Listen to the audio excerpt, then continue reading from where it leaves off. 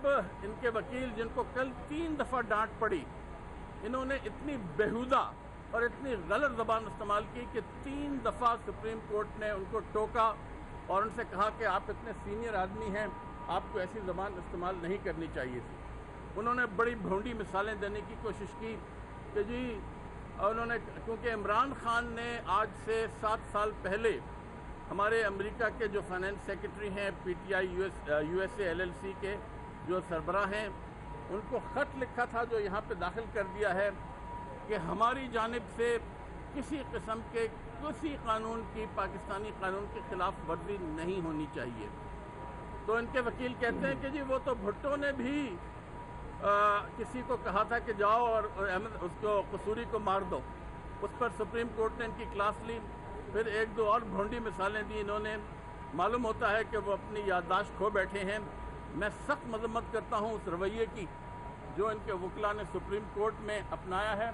मैं यहाँ पर एक दफ़ा फिर कहना चाहता हूँ कि इंशाअल्लाह आप देखेंगे, चंद दिनों की बात है, केस ख़त्म होने वाला है कि तहरीक इंसाफ के फॉरेन फंडिंग केस जो है इनकी जानिब से मुकम्मल तौर पर फेल हो जाएगा। अगर कोई $100-200 की, जो हमारे पास नहीं है डिटेल, कानून ये है कि अगर कोई गैर कानूनी, आप गैर मुल्की से पैसे लेते हैं, और लाखों पाकिस्तानी हैं, उन्होंने अमरीकी या बरतानवी या किसी और मुल्क की शहरियत इख्तियार कर ली है, जिन्होंने तहरीक इंसाफ को पैसे दिए हैं और दे रहे हैं, उस पर सुप्रीम कोर्ट या कानून के तहत कोई एतराज़ नहीं कर सकता, क्योंकि वो पाकिस्तानी नजाद हैं। इसी तरीके से हम समझते हैं कि ये केस जो ख़त्म होने वाला है, इसमें किसी किस्म की कोई खिलाफ वर्जी साबित नहीं हो पाएगी तहरीक इंसाफ के ख़िलाफ़। इमरान खान की दयानत जो है पूरे पाकिस्तान में लोग उसकी मिसाल देते हैं।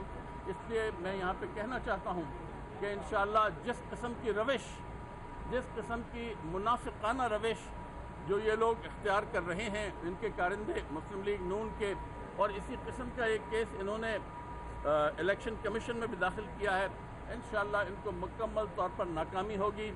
अब इससे पहले कि मैं उस्मान डार से कहूं कि वो आपको ख्वाजा आसिफ के मुताल्लिक़ कुछ बात करें, मैं ये कहना चाहता हूं कि हम शहबाज शरीफ के ख़िलाफ़ रेफरेंस फाइल कर रहे हैं।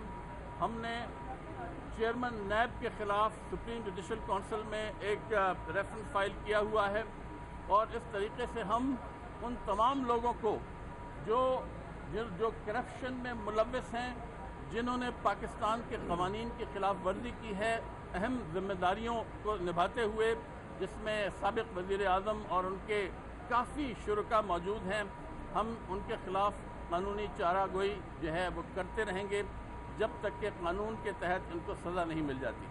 अब आपको उस्मान डार को इस हफ्ते एक मैं बात कर लूँ, फिर इकट्ठे सवाल लेते हैं। एक सेकंड, किसका?